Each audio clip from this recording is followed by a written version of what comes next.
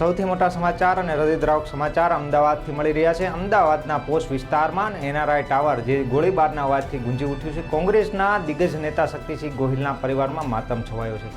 લગ્નના માત્ર 2 જ મહિનામાં એક દંપતીના જીવનનો લોહિયાળ અંત આવ્યો છે। કોંગ્રેસ નેતા શક્તિસિંહ ગોહિલના ભત્રીજા યશરાજ ગોહિલે પોતાની પત્ની રાજેશ્વરી ગોહિલને ગોળી મારીને હત્યા કરી દીધી છે। એટલું જ નહીં, પત્નીની હત્યા કર્યા બાદ પોતે પણ રિવોલ્વરથી ગોળી મારી અને આત્મહત્યા કરી લીધી છે। આ નવ દંપતીના લગ્ન હજુ ગત નવેમ્બરના મહિનામાં એટલે કે માત્ર 2 મહિના જ પહેલાં થયા હતા। ગત રાત્રે પતિ પત્ની વચ્ચે કોઈ વાતને લઈ અને ઉગ્ર બોલાચાલી થઈ હતી। વિવાદ એટલો વકર્યો કે યશરાજ ગોહિલે પત્ની પર ફાયરિંગ કર્યું અને આ ચોંકાવનારી વાત એ છે કે પત્નીને ગોળી માર્યા બાદ તેમણે પોતે જ 108ને જાણ કરી હતી, પરંતુ જ્યારે મદદ પહોંચી ત્યારે તેમણે પોતાની જાતને પણ ખતમ કરી દીધી હતી।